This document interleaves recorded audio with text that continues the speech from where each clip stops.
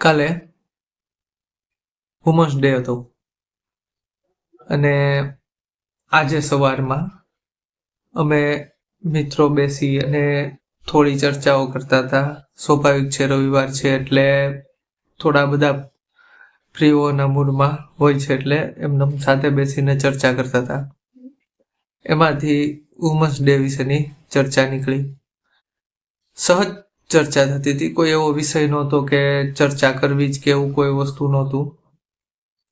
તો ચર્ચા કરતા કરતા એવી વસ્તુ ધ્યાનમાં આવી કે ના, ખરેખર આ વસ્તુને લોકો સુધી પહોંચાડવી જોઈએ કે સ્ત્રીઓના હિતની અંદરમાં કામ થઈ શકે એવી બાબત છે. તો એવું નક્કી કર્યું મેં કે ચાલો ને એક વિડીયો બનાવી અને મૂકીએ. અને મિત્રોનો પણ આગ્રહ હતો કે વાત સારી છે, ચર્ચા સારી છે, તો મૂકીએ, કાંઈ વાંધો નહીં. એટલે મેં નક્કી કર્યું કે ચાલો બનાવીએ અને મૂકીએ.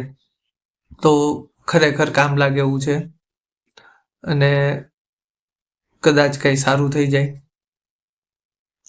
100 લોકો સાંભળે તો એમાંથી એક વ્યક્તિ છે એનું પણ સારું થાય તો પણ સારું થયું કહેવાય. તો એ ઉદ્દેશથી વિડીયો બનાવ્યો. તો હવે કાલે વુમન ડે હતો, બધા જાણીએ છીએ આપણે.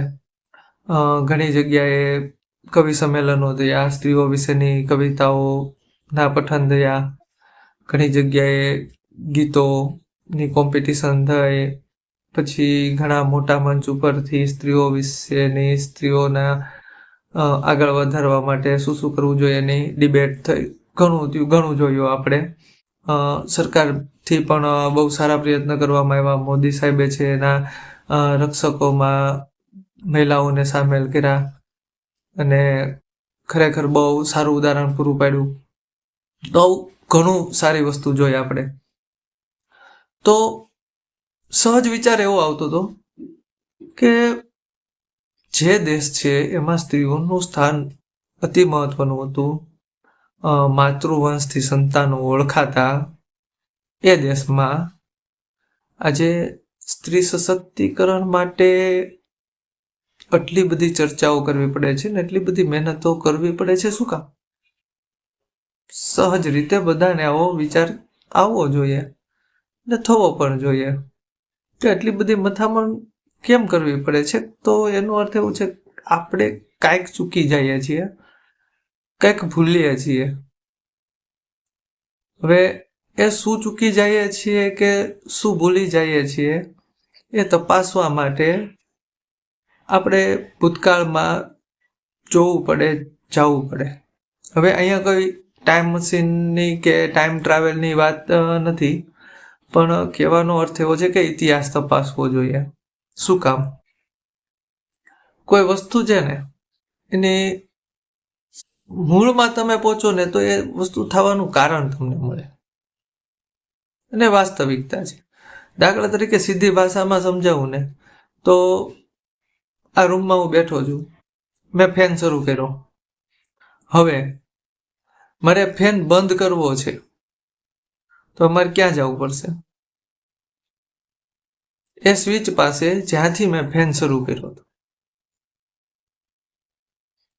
જ્યાં સુધી હું એ સ્વિચ પાસે નહીં જાઉં ત્યાં સુધી ફેન બંધ નથી થવાનું. બસ અમુક સમસ્યા હોય ને એનું આવું જ હોય કે સમસ્યા જ્યાંથી ઉદ્ભવી ત્યાં તમે પાછા જઈ અને જોવો, ઇતિહાસ તપાસો, એના મૂળમાં શું રહેલું છે તપાસો, ત્યાંથી એ સમસ્યાનું સમાધાન તમને મળે. તમે બંધ કરવા ત્યાં જવું પડે. તમે કહેશો કઈ રીતે? સમજાવું સામાન્ય રીતે, એક સામાન્ય થિંકિંગ સમજાવું કે હું શું કામ કહું છું કે સ્ત્રી સશક્તિકરણ કરવા માટે આપણે ભૂતકાળને તપાસવો જોઈએ. શું કામ કહું?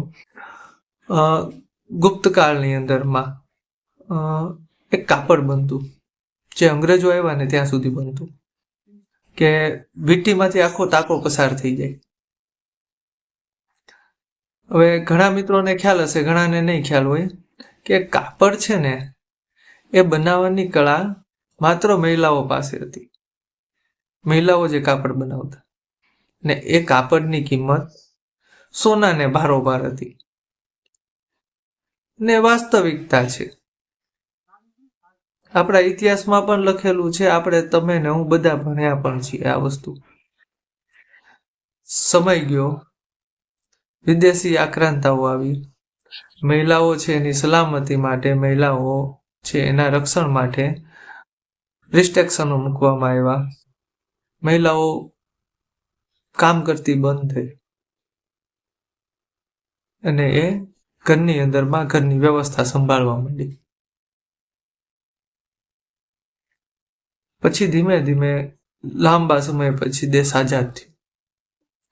75 વર્ષ જેટલા સમયથી આપણે ફરી સ્ત્રીઓને સશક્ત કરવા માટેની મહેનત કરીએ છીએ, પણ આપણને હજુ નક્કર પરિણામો મળ્યા નથી. મળ્યા છે એવું પણ નથી કે નથી મળ્યા છે. પ્રયત્નના પ્રમાણમાં નથી મળ્યા, પણ મળ્યા તો છે જ. તો હવે એવું તો શું છે કે મેં તમને જે સ્ટોરી કીધી કે ગુપ્ત સામ્રાજ્યમાં બહેનો છે કાપડ વણતા ને સોનાને બારોબાર વેચાતું, તો એ વાતને આને શું લાગે વળગે, શું સંબંધ? તો સીધો સંબંધ છે. તે દિવસે અર્થતંત્રની અંદરમાં મહિલાઓની ભાગીદારી 50%ની હતી. કદાચ એનાથી વધારે હોય તો થોડું ઘણું ઓછું હોય, પણ હતી. આપણે બધા ઘણી સ્ટોરી સાંભળી છે કે મહારાણી યુદ્ધ કરતા, રાજકુમારીઓ યુદ્ધ કરતા. આપણે ઘણી સ્ટોરી સાંભળી હશે. આપણે ઘણી રાણી લક્ષ્મીબાઈ જે પોતે યુદ્ધ કરતા. ઇતિહાસની અંદરમાં નાયકા દેવી છે, આ બધા યુદ્ધ કરતા. તો એનો સીધો અર્થ એવો થાય છે કે ભારતીય સભ્યતાની અંદરમાં સ્ત્રીઓનું સ્થાન પુરુષની લગોલગ જ હતું, કોઈ ભેદભાવ નહોતો. તો નબળું કઈ રીતે થયું?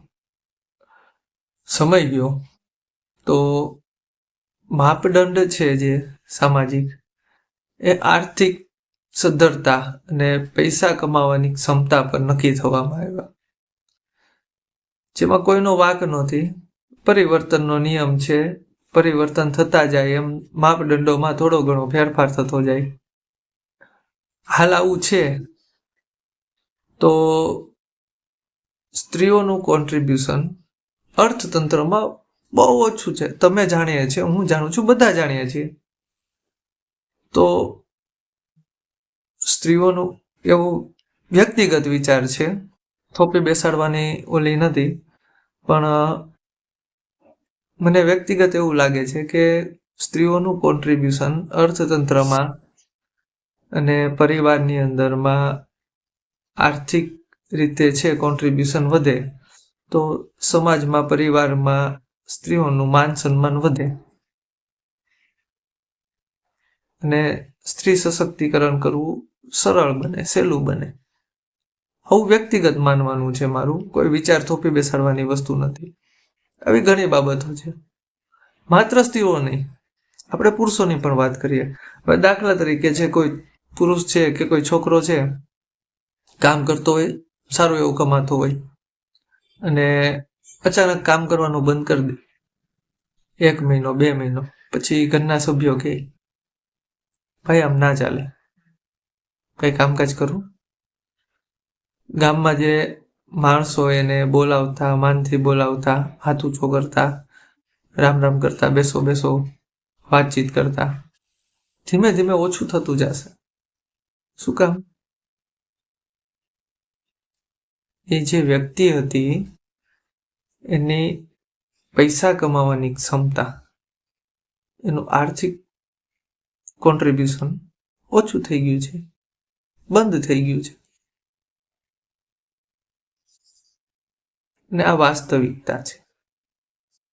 અને આ વાસ્તવિકતાનો ખ્યાલ જે લોકો મેનેજમેન્ટ ભણ્યા છે, કોમર્સ ભણ્યા છે, જે લોકો રાજનીતિ જાણે છે, અર્થતંત્ર વિશે જ્ઞાન ધરાવે છે એ લોકો ભલી ભાંતિ જાણે છે આ વસ્તુને, ખ્યાલ જ છે, બધાને ખ્યાલ છે.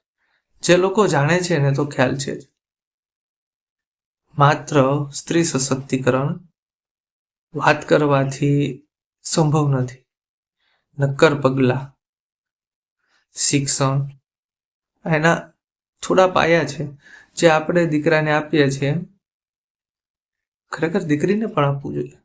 શિક્ષણ જે આપણે નોર્મલી બધા આપીએ છીએ, શિક્ષણ, માનસિક ક્ષમતા, બૌદ્ધિક દક્ષતા, આ પણ જરૂરી પાયા છે. કોમ્યુનિકેશન સ્કિલ એ પણ ખૂબ જરૂરી છે. આ બધી વસ્તુઓ પણ આપણે દીકરીને આપવી જોઈએ. તો દીકરી છે એનો વિચાર કોક સુધી પહોંચાડી શકે,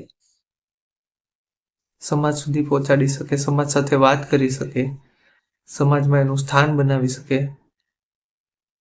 તો શક્ય છે.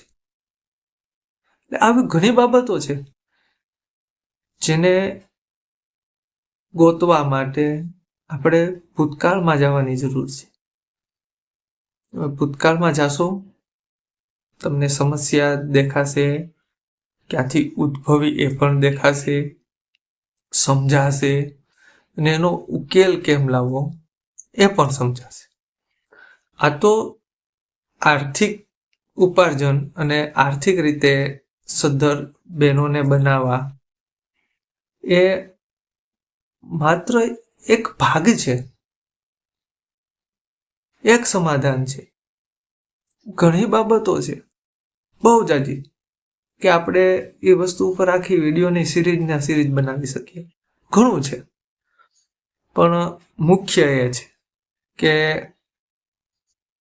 ભૂતકાળમાં જઈએ, શું થયું તું જોઈએ, વર્તમાનમાં હવે કઈ રીતે આપણે ડીલ કરી શકીએ, કઈ રીતે વાત કરી શકીએ, સ્ત્રીને કઈ રીતે શક્તિશાળી કરી શકીએ, આર્થિક ક્ષમતા બહેનોની કઈ રીતે વધારી શકાય, સ્કિલ ડેવલપ કઈ રીતે કરી શકાય, માર્ગદર્શન કઈ રીતે મળે, કઈ રીતે આગળ વધાય, જેથી કરીને બહેનો છે એનું આર્થિક યોગદાન આપી શકે, સમાજની સાથે આગળ વધી શકે. આવી બધી ઘણી બાબતો વિશે ચર્ચા થવી ખૂબ જરૂરી છે. તો બસ આ જ હતું કે આપણે ઘણી વાત કરીએ છીએ, કેટલી જુદી જુદી વાતો કરીએ છીએ, કવિતાઓની રચના કરીએ છીએ, ઘણું કરીએ છીએ. એવું નથી કરતા. સરકાર મહેનત કરે છે, બધા મહેનત કરે છે, પણ જે નક્કર પરિણામ નથી આવતા, તો શું કામ નથી આવતા એ વિશે વાત કરવાની હતી. સમસ્યા જ્યાંથી ઉદ્ભવ થયો ત્યાંના મૂળમાં જવું પડશે, ત્યાંથી સમસ્યા ગોતવી પડશે, અને પછી વર્તમાનમાં એનું સમાધાન થશે. મેં જે તમને આર્થિક વસ્તુનું કીધું, ગુપ્ત સામ્રાજ્યમાં બહેનો છે, આર્થિક કોન્ટ્રીબ્યુશન બહુ મોટું હતું. તો આ તો એક ભાગ છે, એક પોઈન્ટ છે કે દીકરીઓએ એનું આર્થિક કોન્ટ્રીબ્યુશન વધારવું પડશે, થોડી મહેનત પણ લાગશે. ઘણું એવું કરવું પડશે કે સપોઝ તમે પુરુષોને પૂછો ને કે તમે આ નોકરી કરો છો તો શું તમને ગમે છે, તો 90% પુરુષો તમને ના પાડશે, ના, ના નોકરી કરવી નથી ગમે, 90%. તેને બીજો સવાલ પૂછ્યો, તો શું કામ કરો છો? ત્યાંથી બહુ સરસ જવાબ મળશે કે મને આ કામ કરવાના મહિને એટલા રૂપિયા મળે છે, જેથી હું મારા ઘર પરિવાર છે એનું પોષણ સારી રીતે કરી શકું છું અને એટલા રૂપિયા બચાવી શકું છું. તો થોડીક એ વસ્તુ પણ ધ્યાનમાં રાખવાની કે ભાઈ ઘણી વખત એવું બને કે આપણને ટીચરનું જોબ ના ગમતી હોય, તો બધા એમ કહે ના મને નથી ગમતી તો હું ના કરું. ના, એવું ના હોય. હા, એ વસ્તુ છે કે હરેક વ્યક્તિ હરેક વસ્તુ માટે બનેલી હોય છે, પણ એનો યોગ્ય સમય હોય છે. જ્યારે તમારે જે વસ્તુની જરૂરિયાત છે એ વસ્તુ કરવી પડે. એટલે સધર થવું છે, આપણે આગળ વધવું છે, તો થોડી બાંધછોડ પણ કરવી પડશે, નવું શીખવું પણ પડશે, ઘણી વસ્તુ જાતે પણ કરવી પડશે, ઘણી નવી વસ્તુ અપનાવવી પણ પડશે. બધી વસ્તુને ધ્યાને લઈ ને જો આપણે નીકળીએ તો મને નથી લાગતું કે સ્ત્રી સશક્તિકરણમાં કોઈ અડચણ આવે. ભલે 75 વર્ષ જેટલો સમય થઈ ગયો, સ્ત્રીઓ સશક્ત થવી જ જોઈએ. તો હવે આ વસ્તુનું સમાધાન કરવું જ જોઈએ. સમસ્યા ગોતીએ, એનું સમાધાન કરીએ. સરકારે ઘણા પ્રયત્નો કર્યા.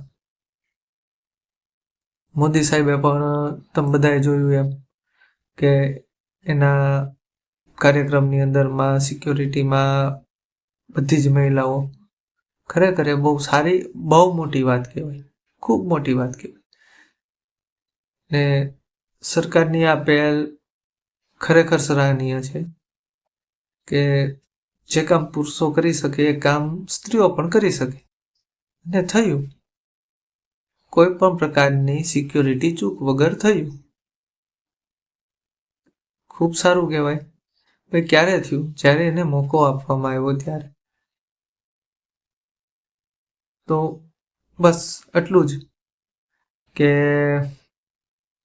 આ એક જ છે અત્યારે તો વાત કે પોતાના આર્થિક ક્ષમતા ઉપર બેનું ધ્યાન દે અને પોતાનું સ્થાન બનાવે સમાજમાં, મહેનત કરે, સ્ત્રી સશક્તિકરણના માર્ગ પર આગળ વધે. સમાજ, સરકાર બધા સાથે છે. કોઈને કાંઈ સવાલ હોય તો કોમેન્ટમાં કરજો. પ્રયત્ન કરશું કે રસપ્રદ વિષય પર આવો જ બીજો વિડીયો બનાવીએ, તમારા સવાલનું સમાધાન કરવાનો પ્રયત્ન કરીએ અને ફરી મળીએ એક નવા વિડીયો સાથે. કેમ કે સ્ત્રી સશક્તિકરણના વિડીયોથી શરૂઆત કરી છે, મિત્રોના આગ્રહથી શરૂઆત કરી છે. તો હવે સફરને આગળ વધારશું અને લાઈક, કોમેન્ટ અને સબસ્ક્રાઈબ જરૂરથી કરજો. આપણે ફરી મળીએ તમારા સવાલના જવાબ સાથે.